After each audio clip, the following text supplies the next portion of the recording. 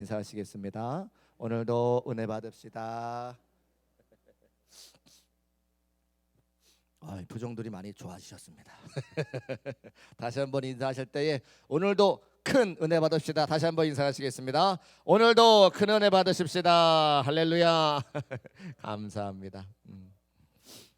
우리가 기도를 통해서 은혜의 보좌 앞으로 나아갈 수가 있는데 하나님의 은혜의 보좌는 다른 데 있지 않습니다. 하나님의 은혜의 보좌는 여러분이 바로 기도하시는 그 자리가 은혜의 보좌인 것을 믿으시기를 축복합니다. 왜냐하면 우리를 다 대제사장 삼아 주셔서 하나님의 은혜의 보좌 앞으로 담대히 나아갈 수 있도록 예수님께서 길을 열어 주셨기 때문입니다. 그래서 옛날에는 제사장을 통해서 우리의 죄를 주 앞에 하나님께 내어 놓았다면 이제 우리 스스로 제사장 되어서 하나님께 나아갈 수 있는 길을 열어 주신 것이죠. 다윗도 하나님 앞에 그렇게 나아가 기도했는데요. 그 말씀이 오늘 우리가 함께 읽은 시편 28편 1절과 2절 말씀입니다. 특별히 2절에 보니까 내가 주의 지성소를 향하여 나의 손을 들고 주께 부르짖을 때에 나의 간구 소리를 들으소서 이렇게 기록하고 있죠. 그러니까 2절 말씀은 다윗의 기도하는 모습, 기도하는 태도를 보이고 있는 겁니다. 우리가 누군가를 만나러 갈 때에 그 사람을 좋아하는 사람이라면 우리가 만나러 가는 태도가 다릅니다. 저하고 제 아내하고 저희 집사람은 자기 얘기 하지 말라고 계속 이야기하는데 제가 이야기해야 여러분 좋아하시잖아요. 지금도 다 이렇게 얼굴에 다 묻고 계세요. 제가 제 아내 이야기하면 되게 좋아하시더라고요. 그래서 감사한데 제 아내하고 연애할 때 이야기인데요. 제가 제 아내 만나러 갈 때 마음이 설레었을까요? 설레었을까요? 설레이죠. 다 연애해 보셨잖아요, 그렇죠? 그래서 연애할 때 마음이 설레니까 막 그 전부터 막 잠 못 자고요. 그 다음 날 딱 데이트하는 날 되면 아침에 일찍 일어나가지고 목욕하고 옷도 예쁘게 차려입고 남자니까 화장은 하지 않지만 양치도 막 이렇게 하고 막 그죠? 그렇게 했단 말이죠. 그 딱 만나서 사실 만나면 많이 다퉈요. 실제로 만나면 많이 다투는데 만나기 전까지는 그 설레는 마음을 어찌할 수가 없는 거죠. 그러니까 누군가를 만나러 갈 때에 그 사람 만나는 사람이 내가 좋아하는 사람이라면 우리가 준비하게 돼 있고 마음이 설레이는데 반대로 빚쟁이를 만나러 간다고 생각해 보세요. 만나러 가시겠습니까? 도망가시죠, 그죠? 그러니까 어떤 사람을 만나는 태도를 보면 우리의 마음을 알 수가 있는 것처럼 하나님께 기도하러 하나님께 예배하러 오시는 모습을 보면 그 사람의 신앙과 믿음을 볼 수가 있다는 겁니다. 말씀을 전할 때도 제가 눈이 조그맣지만 다 보이거든요. 말씀을 들으시는 태도와 표정을 보면 그 성도님께서 말씀을 들으시는지 말씀이 튕겨져 나오는지 다 알 수가 있는 거죠. 그래서 어떤 분이 신앙생활 열심히 하고 계시고 어떤 분에게는 지금 은혜가 필요하고 어떤 분에게는 살짝 방학하고 계시는 등의 이야기들을 얼굴 표정이나 예배드리는 모습을 통해서 확인할 수가 있다는 겁니다. 그런데 지금 다윗은 시편 28편 1절과 2절 말씀을 통해서 그의 기도의 태도를 볼 때에 그가 얼마나 간절한 마음 가지고 하나님께 기도하고 있는지를 확인할 수가 있다는 것이죠. 저는 그래서 오늘 금요 성령 기도의 시간에 다윗의 기도하는 태도 그 모습을 보면서 그 다윗의 기도와 태도의 모습이 우리의 모습이 되어지고 우리도 그 다윗의 간절함과 그 다윗의 기도를 본받아서 하나님께 간절한 기도를 올려드리고 응답받고 은혜가 충만하여 돌아갈 수 있는 귀한 밤 되시기를 주님의 이름으로 축복합니다. 밤에 세 가지만 보려고 하는데요. 첫 번째는 같이 한번 따라 하실까요? 다윗은 부르짖어 기도했다. 네, 그렇습니다. 우리 시편 28편 1절 말씀 좀 보여주실까요? 네, 28편 1절 말씀 함께 읽어보겠습니다. 시작. 여호와여 내가 주께 부르짖으니. 아멘. 다윗이 시편 28편을 지을 때에는 인생의 황혼기입니다. 이제 오랫동안 삶을 살아서 그 이제 인생을 마감해야 되는 이제 그런 준비해야 되는 마지막을 준비해야 되는 그런 때에 가장 고통스러운 사건을 경험했어요. 사실은 젊었을 때 고통스러운 사건을 경험하면 그것을 잘 수습하고 그것을 반면교사 삼아서 더 나은 삶으로 이어갈 수 있지만 인생의 노년에 어려움 당하는 건 참 어렵습니다. 버티기도 힘들고 견디기도 어렵고. 근데 다윗이 인생의 황혼기에 그의 생애 중에 가장 고통스러운 사건을 경험했는데 그의 아들 압살롬이 반란을 일으켰던 것이죠. 아버지를 죽이고 자신이 왕위에 올라가기를 원했고 군대를 이끌고 예루살렘 궁 안으로 쳐들어와 다윗이 신발도 씻지 못한 채 울면서 예루살렘 궁을 떠나야 되는 그런 상황 가운데 지금 시편 28편이 기록되어져 있는 거죠. 얼마나 억울했겠습니까? 자신이 몸 아파서 태어났고 자신이 생명을 다해서 지금까지 키워왔던 아들이 효를 다해도 그죠? 저거 할 텐데 아버지를 배신하고 아버지를 죽이겠다고 군대를 끌고 와서 그 아들의 칼 앞에 도망가야 되는 다윗의 심정이 얼마나 원통하고 수치스럽고 모욕당했을까. 근데 그때의 다윗의 모습은 다른 사람들을 의지하거나 그 아들 압살롬에게 복수하려고 하는 것이 아니라 그저 하나님께 나와 부르짖어 기도했다고 하는 것을 말씀을 통해서 알 수가 있습니다. 백성들의 마음이 자신을 떠나 그의 아들 압살롬을 향할 때도 그의 마음은 아팠지만 오직 하나님만 붙드는 다윗의 모습을 확인할 수가 있습니다. 성경에 그렇게 억울한 사람 참 많은데 그 중에 한 사람 예레미야도 그랬다는 것이죠. 억울한 일을 당할 때 하나님께만 나아가 부르짖어 기도했던 예레미야의 모습을 보게 됩니다. 선지자는 하나님께서 주시는 말씀을 가지고 백성들에게 전하는 것이 사명이기 때문에 하나님의 주신 말씀을 하나도 더하거나 빼지 않고 그대로 말씀을 전하잖아요. 하나님께서 예레미야 선지자에게 유다가 바벨론에게 망하고 왕과 백성들이 포로로 끌려가게 될 것이라고 하는 하나님의 예언의 말씀을 전했습니다. 그 예언의 말씀을 전했을 때 백성도 싫어하고 왕도 싫어하고 이 예레미야를 손가락질하고 예레미야를 못 살게 구는 거죠.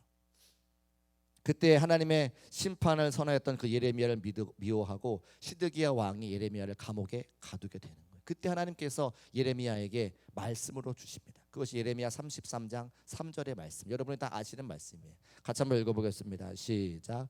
너는 내게 부르짖으라. 내게 응답하겠고 네가 알지 못하는 크고 은밀한 일을 내게 보이리라. 아멘.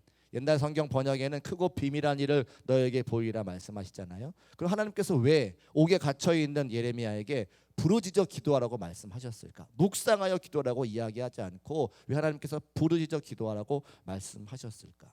그 억울함을 해결할 수 있는 방법은 부르짖어 기도하는 것 말고는 방법이 없었기 때문에 하나님께서 예레미야에게 부르짖어 기도하라고 말씀하셨기 때문이다. 부르짖어 기도할 때만이 그 힘든 순간을 이겨낼 수 있다고 하는 거예요. 저도 힘들고 어려운 순간들이 있었습니다. 하나님의 선하신 계획을 제가 이해하지 못하기 때문에 마음이 아플 때가 많았죠. 먼저 말씀드린 적도 한 번 있습니다. 저희 큰아이가 불치병에 걸려서 해결할 수 없을 때 하나님 앞에 원망스러운 마음으로 나와 기도했던 때가 있었습니다. 우리가 함께 겪었던 코로나가 그 하나님의 뜻을 알지 못하고 왜 교회에 문을 닫게 하셨는지, 많은 성도들이 왜 교회에 오지 못하고 가정에서 예배드리고 성전의 기둥을 붙잡고 기도하며 울어야 되는지 그 이유를 하나님께 원망하며 물었던 때가 참으로 많이 있습니다. 근데 그때에 기도가 되지 않더라는 거예요. 그저 한숨만 나오는 거죠. 정말 힘들고 어려울 때는 하나님의 성전을 찾는 것도 어렵고 하나님의 성전에 나와서 주여라고 하는 그 한마디가 나오지 않아서 그냥 끙끙 앓으면서 십자가를 바라고 밖에 할 수가 없더라는 거예요. 그런데 집에 앉아서 끙끙 앓는 사람과 그래도 하나님의 성전에 나와서 십자가를 바라보고 그 주여 한마디 못해가지고 울는 사람하고는 너무나 큰 차이가 있더라는 거죠. 부르짖어 기도하는 사람은, 그 십자가를 바라고 눈물 흘리는 사람은 하나님의 회복의 때와 회복의 역사를 주시고, 집에 앉아 계신 분들은 계속해서 그 어려운 순간들만, 어려운 사건들만 묵상하며 어려움의 때를 계속 이어가는 것을 볼 수 있게 됩니다. 어제와 오늘 신방할 때에 아픔 당한 성도님들께 찾아가서 신방하는 것은 저를 하나님께서 보내주셨고 그들의 마음을 말씀을 통해 어루만져 주시는 건 그들에게 권면하여 하나님의 성전으로 함께 나와서 기도하고 부르짖어 기도해서 마음 가운데 있는 것들을 토설해내라고 하는 하나님의 음성을 제가 듣고 말씀을 전했습니다. 그리고 우리는 준비해야 되는 사명이 있는 거예요. 그들이 함께 와서 기도할 때에 그 은혜의 능력이 옆으로 흘러갈 수 있도록 우리가 은혜가 충만해져야 되는 거예요. 우리가 은혜가 충만하지 않고 우리의 합당한 심정 가운데 은혜가 그냥 찰랑찰랑해서 넘치지 않으면 옆에 사람에게 흘러갈 수가 없잖아요. 내가 은혜가 가득 차고 흘러 넘쳐야 옆에 계신 분에게도 은혜가 전달되는 거지, 내가 아직 은혜가 채워지기에 부족하면 옆 사람을 살릴 수 있는 은혜는 아직 없다는 겁니다.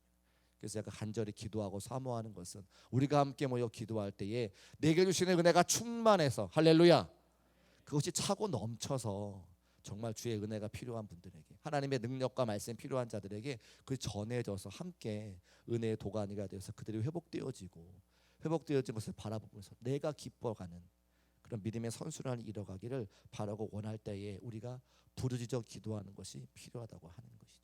그래서 제가 새벽에도 부르짖어 기도하고 밤에도 부르짖어 기도하고 전도할 때도 부르짖어 기도하고 주일에도 부르짖어 기도하는 거 아닙니까? 그럴 때마다 너무나 감사하게 목이 쉬어라 터져라 함께 기도해 주시는 성도님들 때문에 목회도 힘을 얻고 우리가 함께 교회가 세워져 가는 거죠.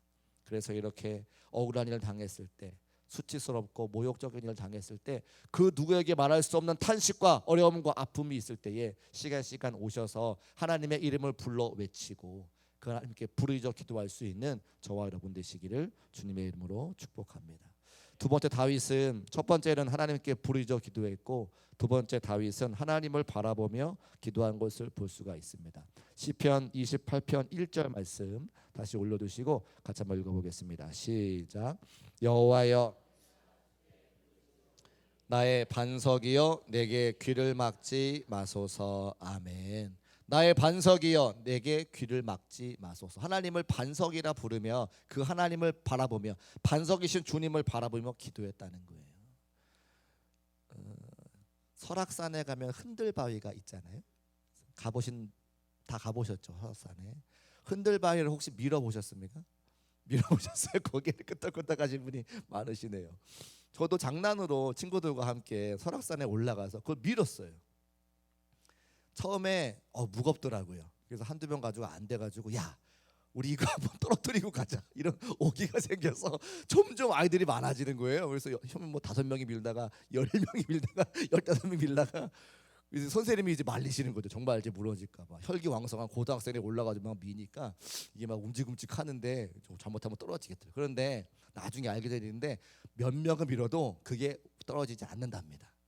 뭐 제가 잘 모르겠습니다만 어서 그런 뉴스를 보게 됐어요. 그래서 반석은 흔들리지 않는다라고 하는 걸 제가 알게 됐습니다. 왜 다윗이 하나님을 반석이라고 불렀을까? 근데 저게 나오는 반석은요, 이스라엘 성지순례에 가면 반드시 보게 되어 있는데 요르단의 페트라를 이야기하는 거예요. 페트라가 반석입니다. 페트라 반석이 뭐냐면 그 요르단에 가시면 세계 7대 불가사의라고 해가지고요, 아주 큰 돌산이에요. 근데 돌산은 사람들이 정으로 파서 거기를 왕궁으로 만드는 거죠. 궁전으로 만든 거예요. 그 사람들이, 후대 사람들이 이것은 웬만해서는 사람들이 할 수 없는 거기 때문에 불가사의라고 이야기를 합니다. 그 반석이 저 반석인 거예요. 그러니까 다윗이 지금 고백하는 하나님은 큰 바위와 같아서 사람들은 변하고 사람들은 움직일지라도, 사람들은 그 마음이 변할지라도 나에게 약속하시고 우리의 조상 아브라함과 이삭과 야곱에게 약속하신 그 하나님은 변함이 없으셔서 나의 아버지가 되시고 나의 구원 되시고 나의 능력이신 그분을 고백하며 기도하는 게 나의 반석이여 내게 귀를 막지 마소서 고백하는 겁니다. 여러분이 믿는 하나님은 어떤 하나님이십니까?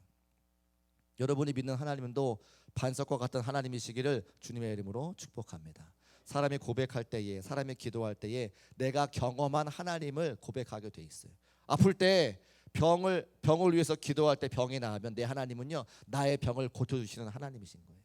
내가 자녀들이 힘들고 어려울 때에 내가 기도했는데 자녀의 삶이 잘 되고 형통하셨다면 하나님은 나보다 내 자녀를 더 사랑하시는 하나님이신 거예요. 내가 찬송할 수 없을 때 내게 입술의 고백을 통해 찬송하게 하시는 분은 나의 찬송이신 하나님이신 거예요. 내가 물질이 없을 때 물질을 주셔가지고 물질의 풍성함을 경험하게 하시는 분은 내게 풍성함을 주시는 하나님이신 거예요. 다윗은 그 하나님을 경험하는 거죠. 반석과 같은 하나님. 그가 왕위에 올라갈 때 얼마나 수많은 사람들에게 배신과 어려움을 당했습니다. 그때에 사람들은 다 나를 배신할지라도 우리 하나님은 변함이 없으셔서 그 옛날 다윗의 목동 시절에 나를 왕으로 세우시겠다고 말씀하신 그분이 나를 왕으로 세우셔서 그 자리에서 주님을 찬송하게 하시니 하나님은 반석이시라고 그가 고백하는 거죠. 여러분의 하나님은 어떤 하나님이십니까? 내가 경험하고 내가 응답받은 그 하나님만 나의 하나님인 거예요. 이 자리에서 여러분이 함께 기도할 때에 풍성한 응답을 받으셔서 하나님을 여러 번, 하나님의 다양함을 고백하며 찬송할 수 있는 우리 사랑하는 주의 성도들 되시기를 주님의 이름으로 축복합니다. 사람을 의지하지 말라 말씀하신 거예요. 왜? 사람은 변하기 때문이죠. 이사야 2장 22절 말씀에 이렇게 기록하고 있어요. 너희는 인생을 의지하지 말라, 사람을 의지하지 말라 하시잖아요. 시편 146편 3절 말씀, 도울 힘이 없는 인생도 의지하지 말지니. 사람이 우리를 도울 수 있을 것 같지만 사람이 우리를 돕는 것은 한계가 있다는 겁니다. 하나님은 반석이심을 믿으시기를 주의 이름으로 축복합니다. 그 다윗이 하나님께 노래하면서 기도하는 거죠. 나의 반석이신 하나님. 혹시 지금 반주할 수 있어요? 나의 반석이신 하나님. 네. 우리 함께 찬송 한번 할까요? 네, 나의 반석이신 하나님 찬송하겠습니다. 박수하시면서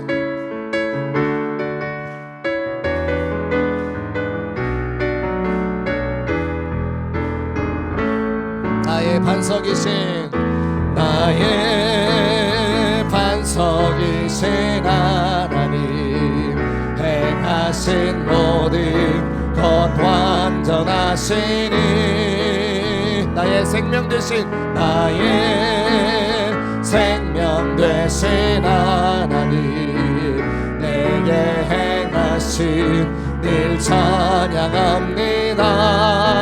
신실하신 하나님 실수가 없으신 저의 신 나의 주 신실하신 하나님 실수가 없으신 저의 신 나 다시 한번 찬송합시다. 나의 반석이신 나의 반석이신 하나님 행하신 모든 것 완전하시니 나의 생명 되신 나의 생명 되신 하나님 내게 행하신 일 찬양합니다.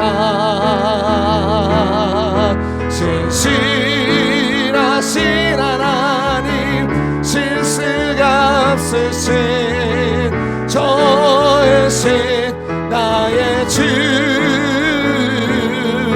신실하신 하나님 실수가 없으신 저의 신 나의 주 할렐루야. 하나님은 반석 되시고 실수가 없으심을 믿으시기를 주님의 이름으로 축복합니다. 다윗이 얼마나 많은 전쟁을 치렀습니까? 전쟁을 치를 때마다 수많은 시체들을 바라보잖아요. 다윗이 하나님이 자기를 지키지 않으시면 그 시체와 다를 바 없다라고 하는 고백을 하는 거죠. 시편 28편 1절 말씀을 보니까 이렇게 기록하고 있어요. 주께서 내게 잠잠하시면 내가 무덤에 내려가는 자와 같을까 하나이다. 주께서 나를 지키지 아니하시고 주께서 나와 함께하지 아니하셔서 내게 잠잠하시면 나는 무덤에 내려가는 자와 같이 저 시체와 다를 바가 하나도 없는 것을 다윗이 고백하는 거죠. 또 143편 7절 말씀에 같은 고백을 하는데요. 우리 같이 한번 읽어보겠습니다. 시작. 여호와여 속히 내게 응답하소서. 내 영이 피곤하니이다. 주의 얼굴을 내게서 숨기지 마소서. 내가 무덤에 내려가는 자 같을까 두려워하나이다. 아멘. 주의 얼굴이 내게서 숨겨지면 내가 무덤에 내려가는 자와 별다를 게 없다고 고백하는 저 다윗의 심정이 인생을 살아가는 우리 모든 사람들의 같은 마음이라고 하는 거죠. 하나님이 나와 함께하지 않으시면, 하나님이 나를 도와주지 않으시면, 하나님이 내 기도에 응답하지 않으시면 나는 시체와 다를 바가 없는 그런 삶입니다라고 고백한다고 하는 겁니다. 그래서 다윗의 기도가 간절한 거죠. 그래서 다윗의 기도가 반석이신 하나님 바라보며 함께 기도할 수밖에 없는 것입니다. 그래서 우리가 기도할 때에 그 하나님 앞에 우리의 반석이 되시고 우리의 능력과 소망이 되시고 신실하신 하나님 붙잡고 기도하고 응답받을 수 있는 복된 시간 되시기를 주님의 이름으로 축복합니다. 마지막 세 번째는 다윗은 손을 들어 기도했는데요. 같이 한번 따라 하실까요? 다윗은 손을 들어 기도했다. 그렇습니다. 우리 시편 28편 2절 말씀 올려두시고 같이 읽어보겠습니다. 시작. 내가 주의 지성소를 향하여 나의 손을 들고 주께 부르짖을 때에 아멘. 손을 들고 주께 부르짖었다 기록하고 있습니다. 다윗이 압살롬 반란으로 인해서 예루살렘 궁을 떠나 있을 때에 그가 하나님의 임재를 상징하는 언약궤를 바라보면서 기도하는데요. 하나님의 임재가 우리는 하나님의 성전 교회에 있을 것 같이 생각하지만 그 당시에는 하나님의 성전이 없었습니다. 그래서 하나님의 임재를 상징하는 언약궤가 실로라고 하는 지역에 있었기 때문에 다윗이 손들고 기도했다고 하는 그 실로를 바라보면서 실로가 있을 만한 지역을 향해 손들고 기도하는 거죠. 그러니까 그의 기도의 태도를 알 수가 있는 거예요. 하나님이 저쪽에 계시니 내가 그 하나님을 바라보며 그쪽에 성전이 하나님의 계신 곳을 향하여 손을 들고 기도하는 다윗의 모습을 보여줍니다. 손 들고 기도하는 걸 이야기하면 출애굽기 17장의 생각이 다 나실 거예요.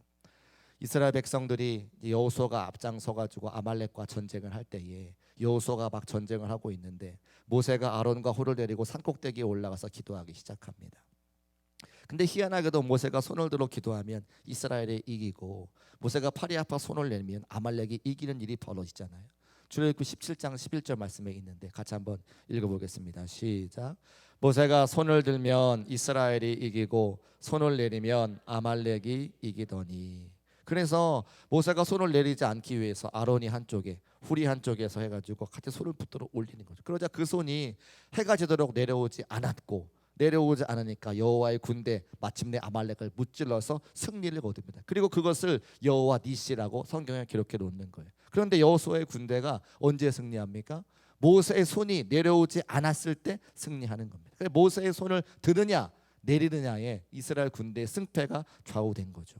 그런데 모세의 손 자체에 초인적인 능력이 있는 것이 아니라 모세가 손을 들었을 때에 하나님께서 그 전쟁에 개입하셨기 때문에 이스라엘 백성들이 승리한 거잖아요.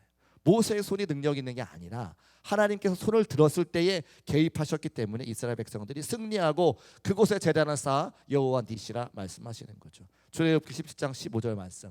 모세가 제단을 쌓고 그 이름을 여호와 니시라 하고 하나님 앞에 감사했기 때문에 이 승리의 주역이 하나님인 것을 알기 때문에 그들이 제단을 쌓고 여호와 승리 여호와 니시라 그 제단에 이름을 붙였다고 하는 겁니다. 그러니까 그 전쟁의 승패는 누구에게 달려 있는 거예요? 하나님께 달려 있는 거죠. 그래서 출애굽기 17장 15절 다음에 16절에 이렇게 기록하고 있습니다. 여호와께서 맹세하시기를. 성경 본문에는 여호와께서 맹세하시길 기록하고 있지만 각 주에 보니까 여호와의 보좌를 향해 손을 들었더니 여호와의 보좌를 향해 손을 들었더니 전쟁에서 승리하게 하셨다 이렇게 기록하고 있는 거예요. 모세가 손을 들고 기도할 때에 하나님께서 자신의 손을 보좌에 얹으시고 아말렉에게 대대로 승리하시도록 하나님이 맹세하셨다라고 성경에 기록하고 있는 거죠. 우리가 무엇이기에 하나님이 우리를 위해 맹세하십니까? 우리가 손을 들어 하나님의 도움을 구할 때 하나님께서 우리에게 맹세하시겠다는 거예요. 너희가 손을 들고 하나님께 부르짖어 기도하면 하나님이 우리에게 승리를 주시겠다. 인생의 구원 되시겠다. 우리에게 맹세해 주셨다고 하는 겁니다. 이 말씀을 믿으시기를 주님의 이름으로 축복합니다. 그러면 손드는 행위가 뭐냐라는 거예요. 손드는 행위가. 손드는 행위는 아시는 것처럼 항복이죠. 항복. 하나님의 도우심이 없이는 내가 단 한순간도 살 수 없습니다. 하나님의 은혜가 없이는 내가 단 하루도 살 수 없으나라고 하는 우리 마음에 항복의 고백이 손드는 거잖아요. 손드는 행동도 아무것도 아닌데 그 손드는 행동에 우리 마음에 담겨 있기 때문에 우리의 간절함이 담겨 있기 때문에 하나님께서 우리에게 맹세하시는 거예요. 너희가 마음을 담아 손을 들고 기도하면 내가 너희에게 응답하겠다. 내가 맹세한다. 내가 너희를 구원하겠다. 말씀하시는 것이 출애굽기 17장에 기록되어져 있는 하나님의 마음이라고 하는 거죠. 오늘도 그 하나님은 살아계셔서 우리에게 동일한 말씀을 주십니다. 너희가 손을 들어 기도할 때에 너희 힘으로 할 수 없는 수많은 문제와 어려움과 삶의 자리에 너희의 마음을 담아 나에게 간절함으로 기도하면 내가 너희에게 응답하겠다. 맹세하시는 그분이 여러분의 아버지가 되심을 믿으시기를 주님의 이름으로 축복합니다. 그래서 우리가 손을 들고 기도할 때에 하나님께서 우리에게 응답을 주시는 거죠. 손을 드는 행위가 중요한 게 아니라 손을 드는 행동에 담겨져 있는 우리의 마음과 간절함이 필요하다고 하는 겁니다. 예레미야 애가 3장 41절 말씀에 이런 말씀이 있어요. 우리의 마음과 손을 아울러 하늘에 계신 하나님께 들자. 우리의 마음과 손을 하나님께 들자라고 말씀하고 있습니다.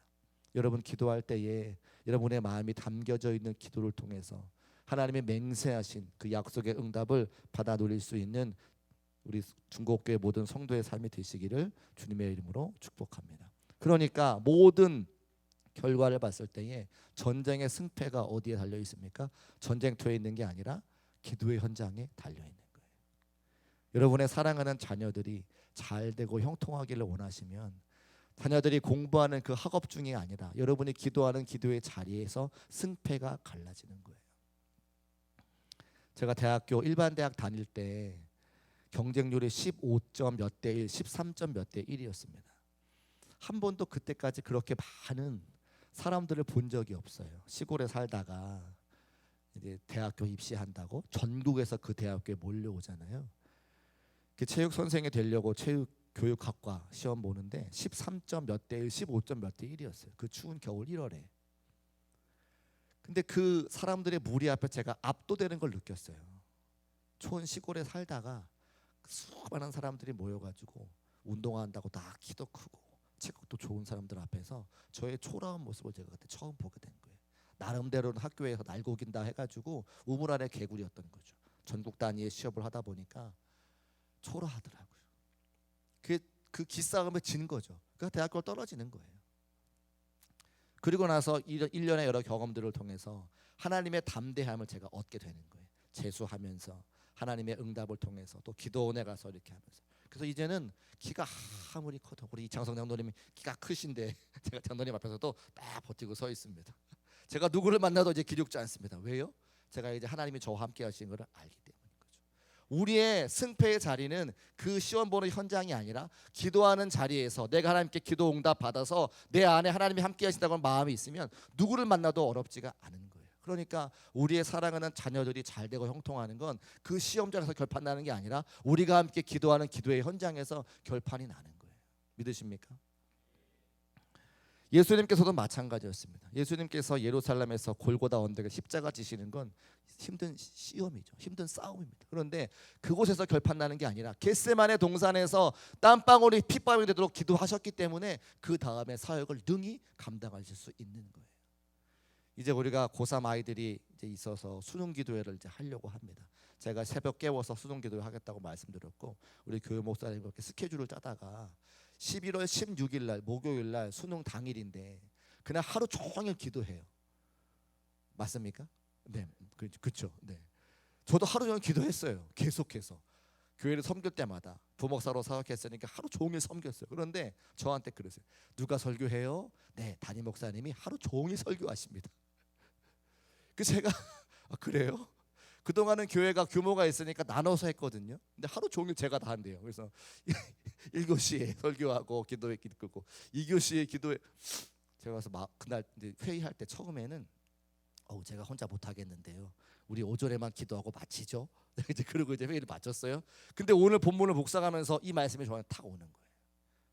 제가 여러분에게 말씀드리죠. 승패의 현장은 전쟁터가 아니라 기도의 자리에서 승패가 갈라지는 것인데 제가 기도하지 않으면 되겠습니까? 마음을 탁 주시는 거예요. 네가 기도하지 않는데 누가 기도하냐?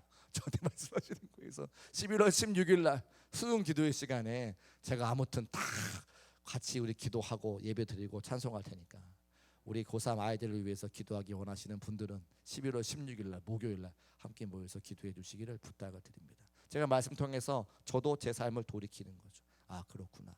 말씀을 전한 대로 제가 함께 말씀에 순종해야 되는 거니까 우리의 모든 삶의 승패는 그 삶의 자리가 아니라 기도의 자리에서 승패가 갈라지는 것을 말씀을 통해서 보았습니다. 앞으로도 우리의 삶의 자리와 여러분의 사랑하는 자녀들의 삶의 자리의 승부는 그곳에서 나타나는 것이 아니라 우리가 이곳에서 기도할 때에 승패가 이미 갈라지는 것을 기억하고 함께 모여 기도할 수 있는 저와 여러분 되시기를 주님의 이름으로 축복합니다. 말씀을 정리하겠습니다. 다윗은 부르짖어 기도했습니다. 반석이신 그 하나님을 바라보며 기도했습니다. 손을 들고 마음을 다해 기도했어요. 우리가 다윗의 그 기도를 함께 살펴보았는데 우리 모두 그 다윗의 기도를 본받아 하나님 앞에 부르짖고 반석이신 주님을 바라보며 손을 들고 마음을 다해 문제가 해결되고 응답받고 돌아갈 수 있는 귀한 밤 되시기를 주님의 이름으로 축복합니다. 우리 마음속에 어려운 빛을 찬송하시고 함께 합심하여 기도하겠습니다.